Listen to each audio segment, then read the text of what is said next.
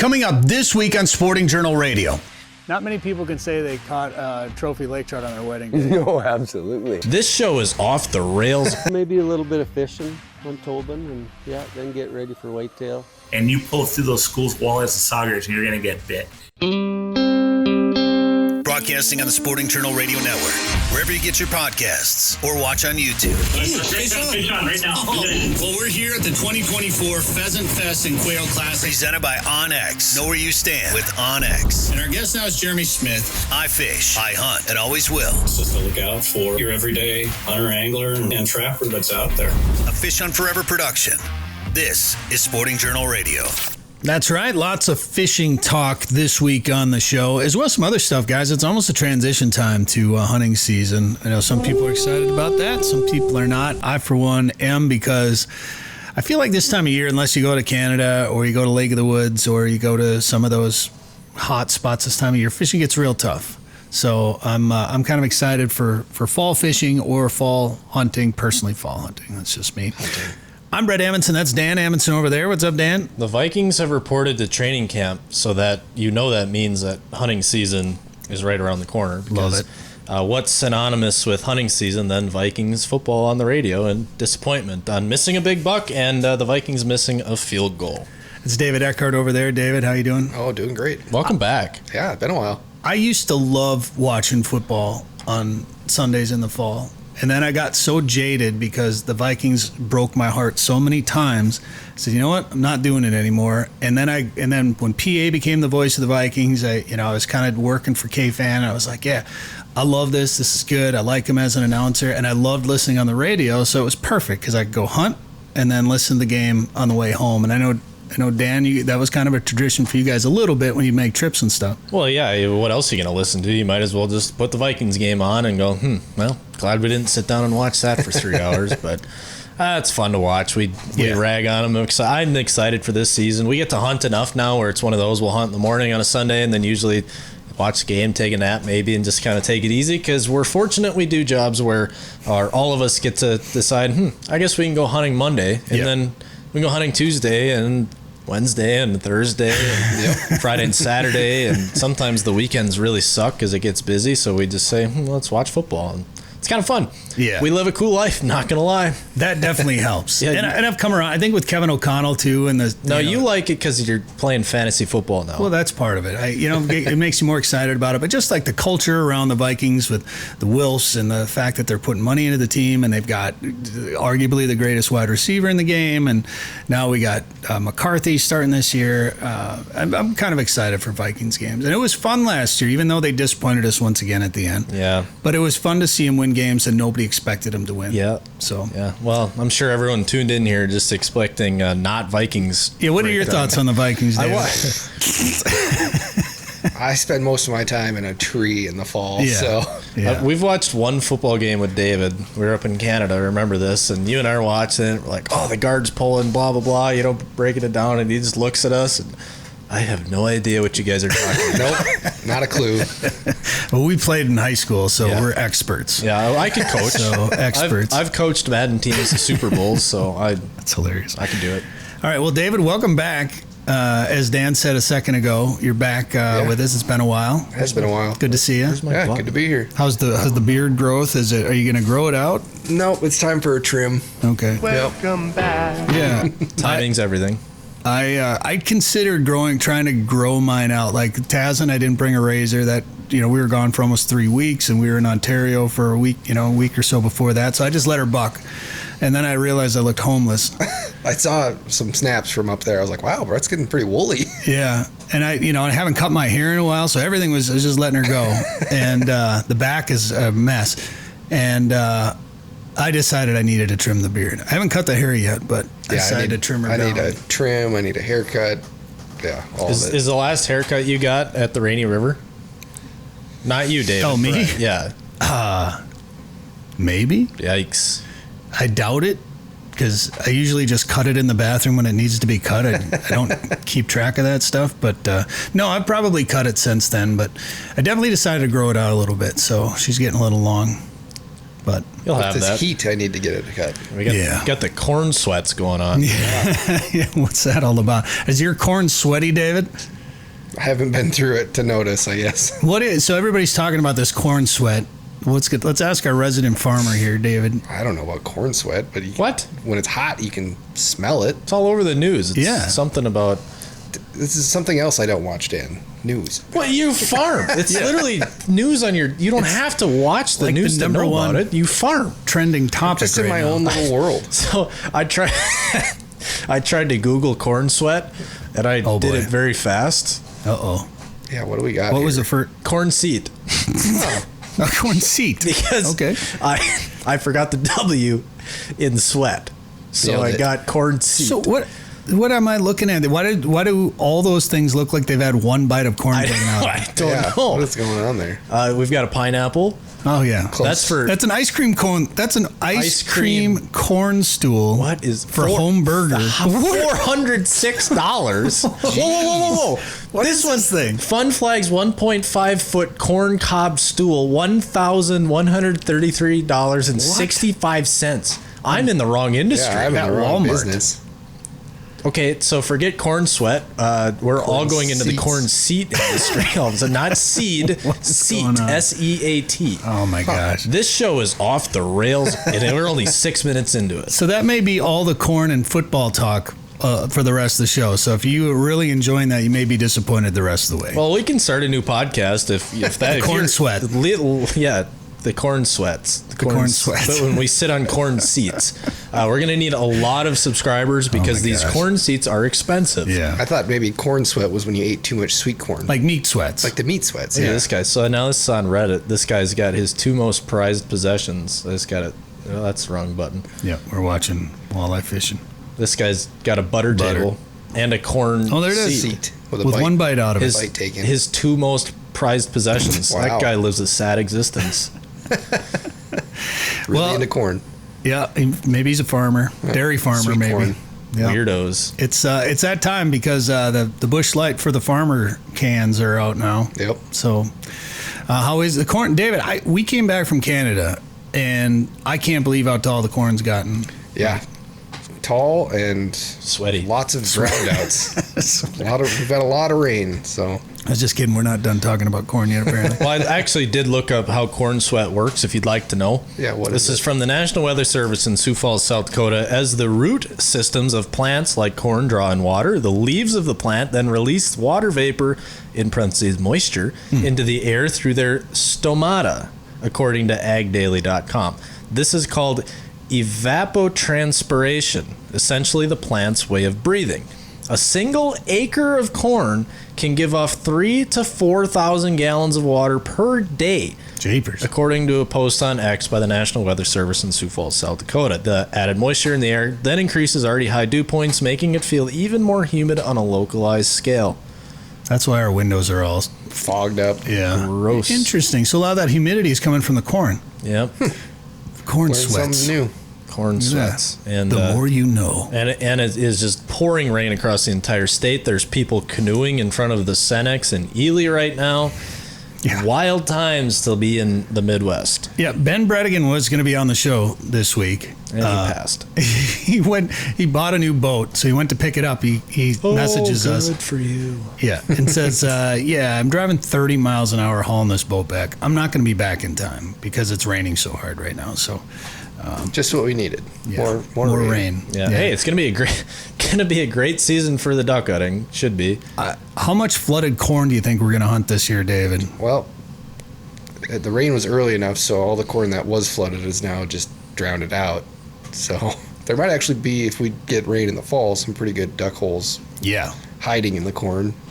I if mean- you can get to them. Yeah, that's going to be the problem. It's going to be a lot of muddy walks Yeah. in with a bag of decoys on your back, which sucks. But some of that flooded corn, some of those hunts, Gosh. Can be those pretty are the good. best. I was talking to Tony Crotty yesterday, and he looked at me. He said, "Well, how do you think the duck hunting is going to be?" And I said, "Well, truthfully, I think it's probably going to get bone dry again, and it'll be a drought this fall, and it'll all dry out and be terrible." And there were a couple farmer friends of ours sitting at the table, and they looked at me dead in the eye and said, "You know what? It better." And there was a little more colorful language used in there. And it said, a polite way, screw your ducks. We need it to dry out. Yeah. So, well, okay. Yeah. There is a lot of water in those fields. And sorry, I blew up. We did a lot of dry. Yeah, there's the picture of Ely right there. If you're watching this on YouTube, that's crazy. Crazy talk. Pretty insane. This segment brought to you by Tazin Lake Lodge, by the way. Trophy lake trout and northern pike fishing in northwest Saskatchewan. We just got back from there. As a matter of fact, the first episode of Tazin TV from this season is already out. You can see it on the Tazin Lake Lodge YouTube channel. Go there and watch it now. Dan does something he thinks is the first ever in the history of fishing. Prove me wrong. Bet you can't. Watch the episode to find. Do you want to tell them what it is? Should we just tell them what it is? No, you got to go watch it. Make them watch it. It's not that good. I don't want to say that because then you won't go watch it. Check it out now. And we interviewed owners Trevor, Montgomery, and Barry Prall while we were up there. We're going to hear their interviews coming up later in the show. If you're listening to this on the radio or downloadable, wherever you get your favorite podcast, thank you for tuning in or watching this on YouTube as well. Plus, Joe Henry is going to join us to talk about a couple of events that are taking place up at Lake of the Woods. One's going on this weekend with our friend Lance Peterson, and then they got another one coming up that we feel are very important events, and he'll tell us more about them coming up later in the show. Dan, we should probably mention who the sponsors this week are. The latest this has ever been in the history of Sporting Journal Radio. Week 672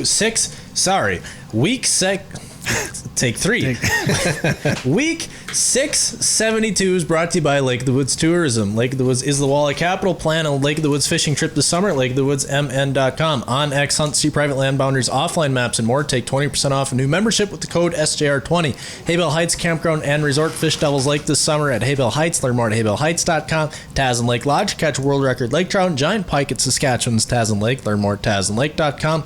Prairie Sportsman, the new season is over. You can watch episodes anytime at the Prairie Sportsman YouTube channel. And Trails End Outfitters, trophy bear, walleye, and whitetails in Saskatchewan. Visit trailsendoutfitters.com to learn more. We are going to hear from Barry Prall, owner of Trails End Outfitters, when we come back. And I got a chance to go up there and do some whitetail hunting last fall. It was so much fun and real. It's like you think about Saskatchewan and it's like rugged and it's cold, and it was like an easy hunt. I kind of feel bad saying that, but that's the way Barry makes it for you up there, and he's got a really cool log cabin and home cooked meals. And that video from that hunt, you can see little clips of it right now at trailsendoutfitters.com. Otherwise, I'll have the full video at the Fish Hunt Forever YouTube channel. Danny Thompson from Garmin was also up there hunting, so you get to see my hunt and Danny's hunt in a video coming up on the Fish Hunt Forever YouTube channel. So make sure you go there and subscribe, guys. The transition time is here because not only is it training camp for the Vikings, but it's show season. Like, it's the fall. You have all Expo season. Fishing shows that take place like late winter, early spring, and then it seems like all the hunting shows take place in August. So like Game Fair is coming up August 8th, 9th, and 10th, and then again the 15th, 16th, and 17th. Dan, you're going to be up around Walker that first weekend, and Reed's has got their deal going on. Yeah, they'll suck me into that one, I'm sure. It's always that town always blows up every weekend. The summer, of course, then you add an event like that, and you've got people buying guns basically on the street of Walker. It's kind of cool. Love it. What else is going on? Well, Squad Fest just happened. The Delta Waterfowl Hunters Expo is either coming up or it's already this happened. Weekend in Oklahoma City. Yeah. And then the Shields in Fargo, they have their Hunt Expo coming up August 1st and 2nd as well. So, and you know what? You remember Kruger Farms? You guys remember? Oh, yeah. I was driving through downtown Montevideo the other day, and there was a Kruger Farms van parked on Main Street. So somebody must... Back from the dead. Yeah, somebody must have... I miss Kruger Farms, man. That was a great place. Yeah. Those, the guys that were there were awesome. The place was cool. It's a great store and website and all that good stuff. But yeah, I was kind of surprised. So I'm guessing somebody maybe bought the van and thought it looked cool. And I'm never changing this. That sounds like something somebody would do in that town. Yeah. Just David, you're getting really dark over there. Yeah, my light's dying. It's not dead yet, but it's just blinking red behind me. We got a minute and a half and we'll break. I wanted to mention one other thing I got, guys, which I'm kind of excited about.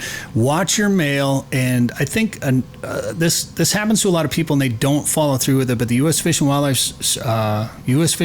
Service sent me a survey. They want me to send in some samples from fall this year, so I need to shoot better, apparently, because they're going to want. They're sending me envelopes, and they want some tail feathers and wing tips from each goose, and tail feathers from each duck, and a wing from each duck, so they can sex and age the birds, and then they'll send me back info about all those birds, which is I think is pretty neat. I love that research. That will be interesting. So if you get any kind of survey from DNR or U.S. Fish, fill it out.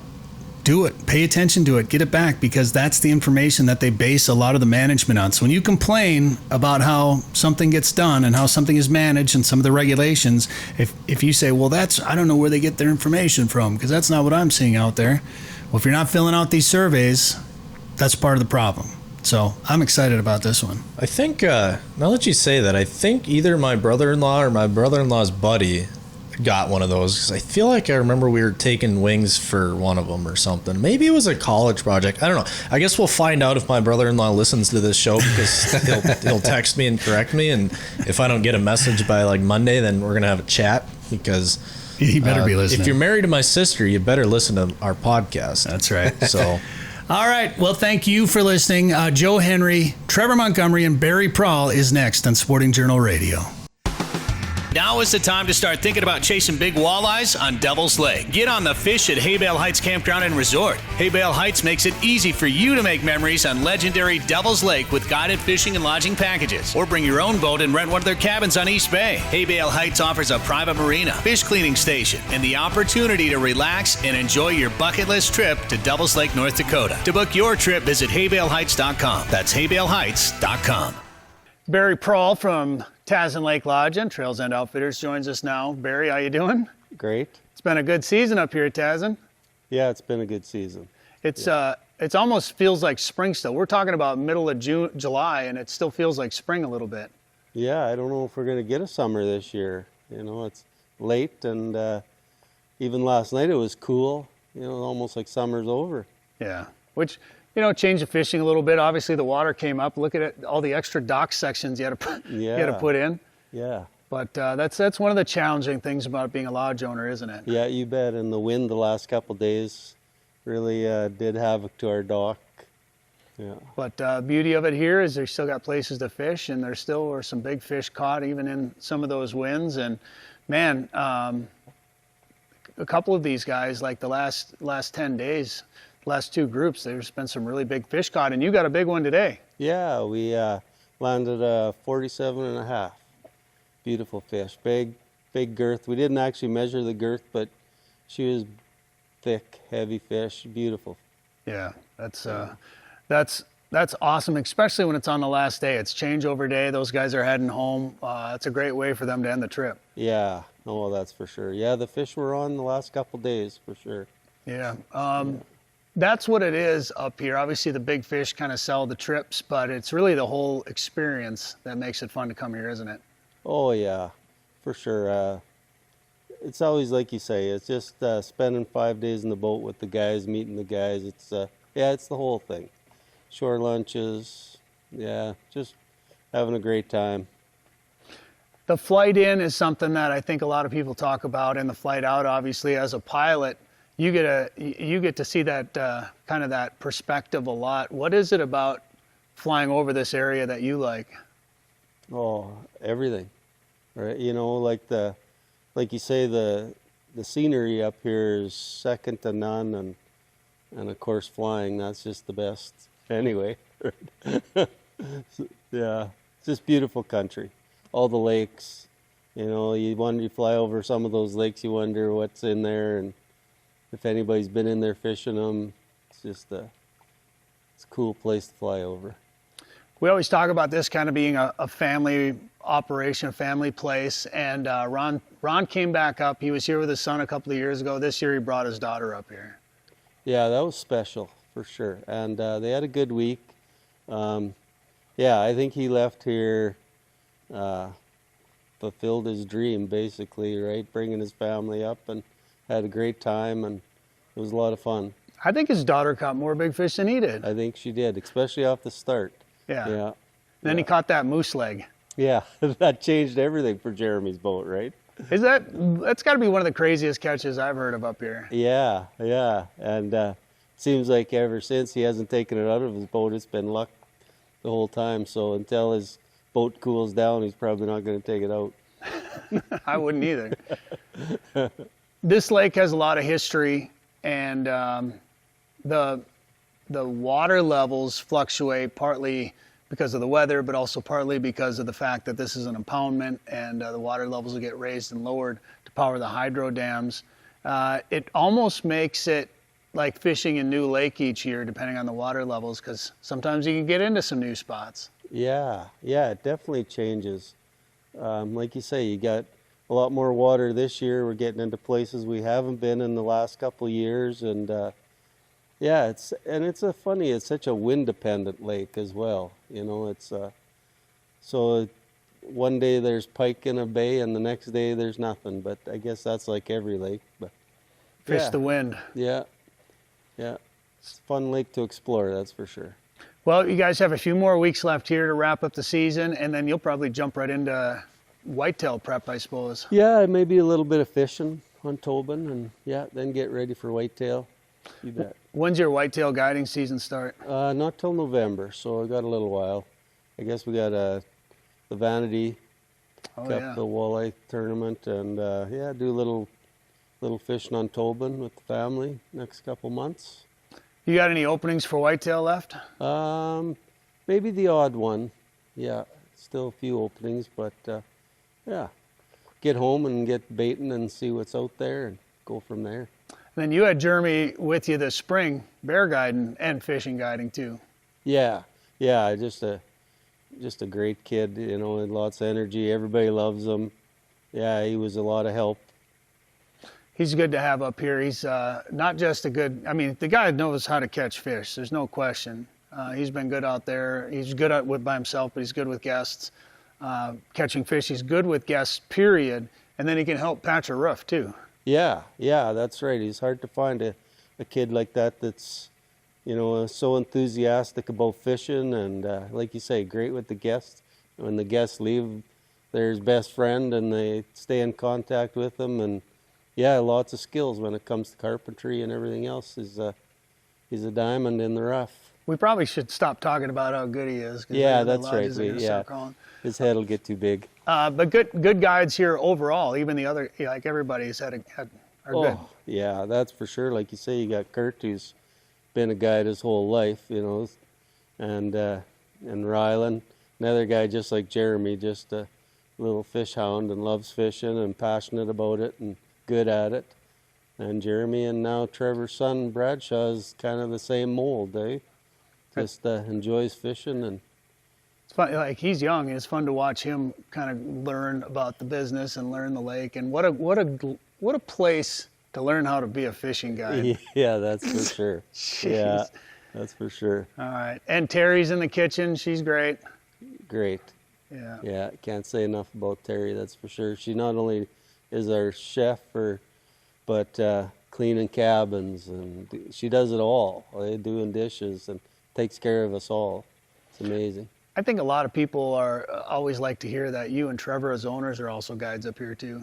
Yeah, we're kind of like you say, do everything up here as well. You know, keeping the lodge going and all the maintenance and guiding, and yeah. All right, Barry. Well, I know you just came off the water. You probably got some work to do, but I appreciate the time, and good luck the rest of the season. Yeah, thank you, and thank you guys. You guys are the best in the business. Sick of eating tagged soup? It's time to own your odds this fall with OnX Hunt, the GPS hunting app trusted by millions of hunters. Now you'll have access to nationwide public and private land ownership information, waypoints, optimal wind for each stand, tracks, and much more.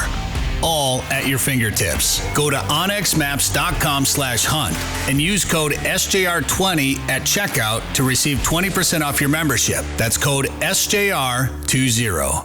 Trevor Montgomery joins us now, owner here at Tazin Lake Lodge. Trevor, how you doing? Yeah, you're doing great, Brett. Thanks. How's the summer been going? It's been good, that's for sure. Yeah, fishing's been good.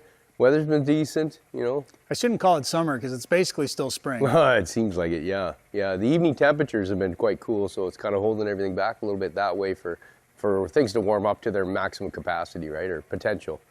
Yeah. This is obviously a great destination to be a part of, but sometimes the remote location brings challenges, and sometimes the weather brings some challenges, and you guys have had to fix the docks. The water's been coming up like crazy all season, you know. 3+ feet for sure this season has come up, so yeah, it's wild. Some rains, and every time after a rain, it comes up 6 inches to a foot, and just slowly but surely coming up. So readjustment of docks, moving things around, yeah, absolutely. Let's change the fishing a little bit. Pike have a lot of new areas to get into. They do, yeah, which usually is good for spawning because, of course, they can get back to some of those areas, and the water isn't going down, so that means that, you know, they're not going to get high and dry. So that's a great thing. It should be great spawning year for the pike as well, and, you know, the trout's been good. Fun year this year. Good staff, great guides that you've had. Yeah, it's been great. We got a great team, and, you know, all of our team is repeats. So that's nice. Everybody's come back, and multiple years for everybody. So, absolutely. We've been trying to figure out what Jeremy's horseshoe has been, and we're thinking it's the moose leg. He's been doing good. His horseshoe was even before the moose leg, though. So, you know, no, he's really figured some things out this year and having a great year, having a season of a lifetime sometimes, and it's awesome to see. That's for sure. He's earned it. You have a new guide this year that's part of the family. We do, yes. My middle son, Bradshaw, is on the water this year and learning the ropes and just having a great time. So, yeah, it's good to see. Of course, for a dad, can't be prouder, right? You've had the whole family up here this year. Yeah, absolutely. My oldest son got married up here, and it was great. It was the first time I've had the whole family together up here on the island at the same time in all these years. So it definitely was a very special time for me. Probably the first time you've seen a wedding here, too. Yeah, I don't know. I think that's a first. I don't know if everyone's ever happened here. I've never heard about one before, so. Yeah, and perfect spot, too, as well. You know, just the beauty and a perfect day. Sun was out shining. Awesome. That night, Thomas capped it off by catching a big lake trout. Yeah, we got out, and he got a big one. I don't remember the numbers anymore, but it was a perfect size and a great one, and some good pictures. Yeah. Not many people can say they caught a trophy lake trout on their wedding day. No, absolutely. Hey, yeah, that's another thing I never thought of. So, yeah. We got out, did some filming for Tazin TV, and you've really gotten into the jigging game for these lake trout. Yeah, well, you know, it's a fun way to do it, straight up and down. Sometimes it's a little easier to stay on top of them and target them and, you know, I guess keep annoying them more than anything else, trying to get a bite or keep intriguing them. It's been a good season this year. I've definitely perfected a few of the parts that it seems like we're very effective to be able to, you know, get on them and catch some. So quite a few of ours this season have been caught by jigging. And, you know, it's just great fights that way. It's a straight up and down and you feel that it's amazing, the bite. Just a little tap, tap. So anybody who's a walleye fisherman, you know, that you're feeling for that tap, tap. That's how even a 40 or 50 pound lake trout, just a tap, tap. You know, you can talk about all this technique stuff, but I watched you do it. You dropped a jig down to the bottom, and then you set the rod in the rod hole. There's sometimes we have done that, and I tell you what, sometimes Scotty catches more than anybody else, that's for sure. Scotty caught more than me that night, for sure. Whoops. Yeah. I think 3 that night on the rod holder, hey? He caught more than me, too. It's been a late spring. Water temps really haven't risen much. The weed growth has been limited. Pike fishing's been a little bit slower this year, but you and I had a pretty good day chasing around big pike. Absolutely, yeah. Well, and with the higher water, you know, and a little bit of wind off and on, and not quite as much sun as sometimes, and low evening temperatures, you know, the water hasn't really crested and stayed there yet for temperature-wise.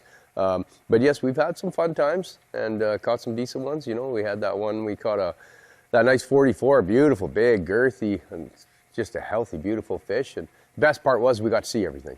You know, and that's always awesome when you can sight fish them like that and see it out there and see which way it's going and toss out in front of it and over it goes, and some assistance from Bret that, it's got it, boom, you know, set the hook, and awesome. I play-by-played it for you because I could see it clearly off the bow of the boat. I had been casting off the bow, and I don't know if it followed me in or not, but all of a sudden it was right there. Yeah. It was up off the bottom, so it was clearly. It was hot. It was It was searching. It was hungry. Yeah. And you just kind of cast right in front of it. It was perfect. I watched that thing turn and just attack it. And I think I know you saw where it was. Yeah. But I think maybe the sun or the shadows kind of played a little role in hiding it from you. So I was like, all right, it's coming. Yeah. It's coming. Absolutely. I didn't see the take, but I did see the fish. And, and it was perfect in the sun. It just shone. It was like it was illuminated. And, it was pretty impressive to see, and beautiful, big, healthy fish. And I could tell that it was swimming towards where I hit the bait into the water and that stuff. So, but I appreciate the play-by-play because, it made the difference on being able to set that hook and just stick it home. So that's fun. Yeah, and then a great fight, too, after that, especially in that clear, shallow water. When they're up on top like that, they're active, they're looking. So, yeah.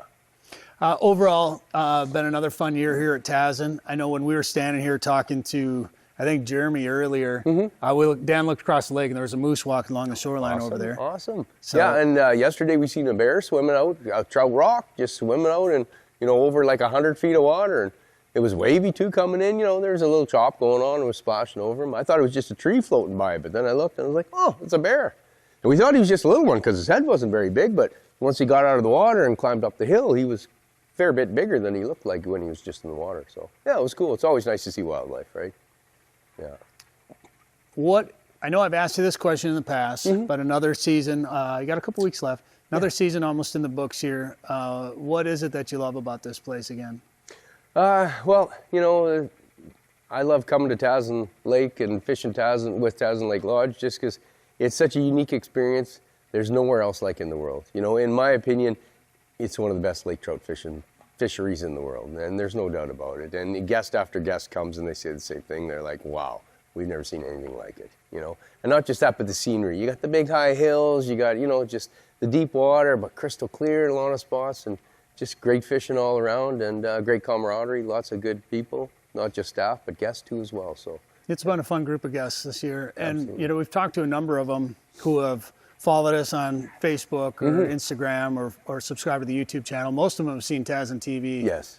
And they all have said something similar. And we see this. We see it in the comments on social media, like there's no way those fish are that big. Yeah. You're using Photoshop, this is AI, blah, blah, blah. And then they get here and hold one and they're like, okay, this is a real deal. We see, yeah. And it is true, And a lot of them are like, wow, I can't believe it. Yeah, for sure. Going to be sad when you fly home this year? Is it sad every year? Every year. Yeah. It's tough. It's amazing to come and all that stuff. It's nice to go home too, but it's tough because it's another season gone, and it's kind of, it also makes you realize your age every year because you go, oh, it's almost like having your little guys, the little ones that I have. Every year they grow, well, every year, it's one more season gone. So, yeah, absolutely. So, but it's such an amazing place to be able to be here and do this that, I definitely thank give thanks every time I'm here, and fortunate to make it up for another year and be here. So yeah, it's amazing. Well, as owner, you get to thank yourself a little bit for that. As guys like us, we can't be thankful. I'll speak for Dan a little bit here, but we can't be thankful enough for the opportunity to come up here and be a part of this, because this is, obviously getting to know you and your family and Barry and the rest of the crew here, and then being able to come and spend time, in a place like this, it's priceless. So. Absolutely, yeah. No, it's special, and same thing here. We love what you guys do and how you help out and be such a big part of it. And you've become family over the years, both of you guys. So it's pretty special too as well. The relationships that you make with people because of this place too as well. So. And we're very thankful too. Well, we said this one other time, Trevor. So I almost fell. I'll come over and say it. And I do love fishing at Tazin Lake Lodge. So do I. We don't have the shirts on. Oh, yeah, we don't got our shirts. But thanks again, man. I appreciate it. Buddy. it. Awesome, hey. If you want to catch a big walleye, go where the big walleyes are. Lake of the Woods is the walleye capital of the world, with a variety of resorts and lodging facilities offering full-service fishing. Lake of the Woods is also home to sturgeon, sauger, perch, trophy pike, muskie, smallmouth bass, burbot, and more. Plan your trip to Lake of the Woods today. Go to lakeofthewoodsmn.com. That's lakeofthewoodsmn.com. All right, now we're going to head up to Lake of the Woods to check in with Joe Henry. And Joe, first of all, I was at the doctor the other day, and the doctor I was seeing is like, "Oh, you like to fish, huh?" And I said, "Yeah." And she's like, "Oh, yeah, my husband and I go to Lake of the Woods all the time. In fact, he's going up there this weekend without me. I'm not happy about it." Oh, that's cool. That's a good thing to hear. Well, it is fun. It is fun though, Brett, to hear the different people go to Lake of the Woods. Some go on their own. Some go up and go on a charter boat. Some stay at the same resort. Some rotate, right? And I don't know what it is, but I feel like you guys can maybe help me out with this, but it seems like everybody from this area is going to Lake of the Woods or at Lake of the Woods right now. There's a nice pipeline. There's a lot of people. Yeah, this area just, we're going to Lake of the Woods. Oh, we're going to Lake of the Woods. Oh, we're going to Lake of the Woods. Oh, we were just at Lake of the Woods. Have you ever been to this place? You got to get the Bloody Mary at this bar. I think part of that too, Lance Peterson, lives not far from here. He's got his Warriors and Walleyes, his big veterans event, because some people in that. Yeah, I know a couple guys fishing it. So that's going on at Arneson's this weekend, and we filmed that. Lance Peterson has done that veterans event up at Arneson's Rocky Point for many, many years, and every veterans event a little bit different. The way Lance does it is he gets volunteers to bring up their own boats, and then they take the veterans fishing, and he puts on a great event. We do our paid forward event in August. Lance does his event this weekend, and there's other veterans events around Lake of the Woods too throughout the year, and we love them all. I mean, I tell you, we can't do enough for our veterans, and the way it is, we don't get enough veterans out on Lake of the Woods relaxing and enjoying the good life. So kudos to you, Lance, and everybody that's volunteering for you. I know it's going to be another great event this year. Yeah, I know there's some episodes of your event out there, maybe from Shara or Midwest Outdoors or something, and then we filmed Lance's for Prairie Sportsman, so you can see that on the Prairie Sportsman YouTube channel. And Joe, our Glow buddy, Trent Marsh, was just up there at Lake of the Woods too. Well, I'll tell you, he brought his family up, and he went to Riverbend Resort. He's friends with Paul Johnson, and I know I saw pictures of him and his family, his wife and kids, out on a charter boat holding up nice walleyes. And I tell you, it just goes to show. I hope Trent's listening, because man, if Trent Marsh can catch walleyes, there's a lot of walleyes. Hey, he'll remind you that he once outfished Steve Panaz in the Glow Fishing Tournament. He will never let you ever forget that. Yeah, but was that the time that he tied up and shackled Panaz to the boat so he couldn't fish, or what was that? Could be. I don't know. It's funny. It was Bemidji, wasn't it? Yeah, it was Lake Bemidji. Yeah, that was hilarious. Yeah, it was funny. I was actually talking to Trent before they were fishing. He sent me a message that they were up there, and I was like, "Oh, you'll catch a bunch of fish. It's Lake of the Woods. You'll catch them." And he's like, "I just saw any fish is a bonus. Just happy to be on vacation." And then what did his post say? I think he said best day of walleye fishing he's ever had. I'm like, "Told you, Trent. You're gonna catch them." Yeah. I talked to Paul Johnson, and they were out in 29 to 31 feet of water pulling spinners out in the deep mud, and he said there's a ton of fish out there. I mean, everybody's catching them. This is such a good time, and people say why is Lake of the Woods so good in August? Why or in July and August, the dog days when other lakes really struggle? Why do lakes struggle? Well, the reason other lakes in the walleye belt struggle is number one, you get weed growth that gets really, really thick, and it's harder to fish. You also get young of the year perch and young of the year fish that are all in that 2 to 5 inch range, perfect for walleyes to eat. They got a smorgasbord living all around them. They can eat when they want. They're very picky. It's hard to catch a walleye this time of year.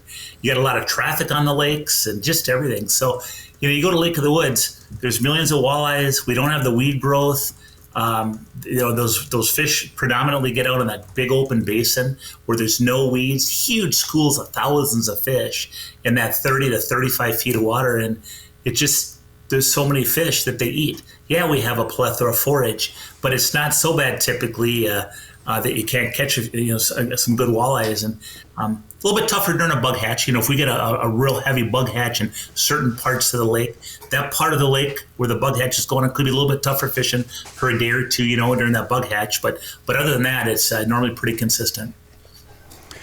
It gets tough in other places for a variety of reasons, and I think that's why you're called the walleye capital up there, because I feel like any time of year you can go up there and catch a lot of fish.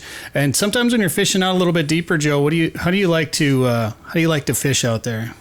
In the summer, there's two techniques that really shine out in the deeper. And when I say deeper water, that great big basin of Big Traverse Bay or the mud basin of Little Traverse Bay up at the northwest angle, the Big Traverse gets to be about 38 feet, and Little Traverse is just a little bit shallower than that. You get on those basins, and a bottom bouncer or a heavier weight and a spinner and a crawler is really good. I normally use a 2 to 3 ounce weight.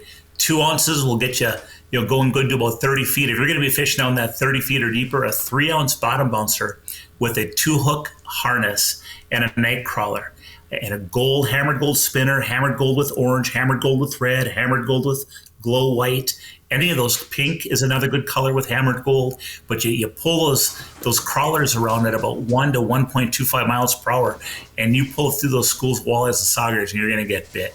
It's a fun way to catch fish. It's also a nice way for people that don't fish a lot, because you can either drift or you control, depending on what the winds are like. You can just drift for a mile, 2 miles at a time based on how big the schools are, and you're going through so many fish that you're going to catch. The combination of that spinner that causes that vibration and causes havoc with that lateral line. They think that's bait. That's what they're used to. They see the flash of the spinner. You see the colors of the beads in the spinner. And then, of course, you got the night crawler on there, and that's where they get the scent. So you got so many things working for you. I think the second technique anglers are using right now is trolling crankbaits. And, when you're trolling that 30 to 38 feet of water, you can troll crankbaits and get them down towards the bottom where traditionally a lot of the fish are. You can get them down a couple different ways. If you're in a charter boat, they use downriggers. Some of the big walleye boats might have downriggers too, but if you don't have downriggers, lead core line is a great option. I'll tell you another really good option are snap weights. You can buy a snap weight kit, and you can let out 25 feet of line, and then you snap a weight, like a 3 ounce weight. You just literally snap it onto your line. It's got a clip that holds on your line nice and secure. Then you just let more line out until you get it to the bottom. And then finally, Brett, a 4 ounce bottom bouncer. Very inexpensive. You put on a 6-foot piece of monofilament or fluorocarbon line, and you use a shallow diving crankbait. You can let that down slowly. You don't want to let it free fall when you let it out because it'll tangle.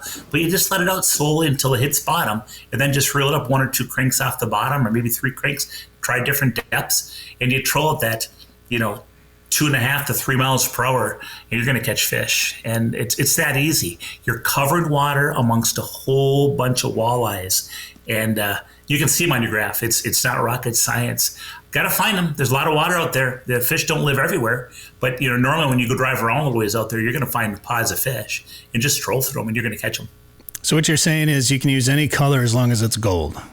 Yeah, well, I'll tell you, gold is a good starting color, but and I like to have gold on at least one of the lines. But then, of course, you mix up. I'll tell you, for crankbaits, we didn't talk colors on cranks. Rapala has a lure called a scatter wrap, and that scatter wrap has that rounded bill. What that does is when it goes through the water, it kicks randomly, and they have a color called gold alburnus. It's kind of a darker, shiny gold. I really like that lure. I also like a pink UV Fire Tiger shad wrap.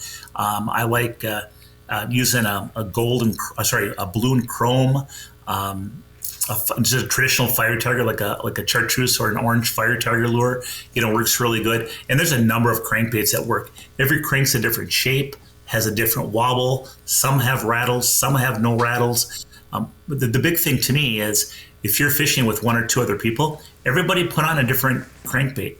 Use different sizes. Somebody use a shad style. Somebody use a little bit longer, narrower minnow style. Somebody have a rattle. Somebody have a no rattle.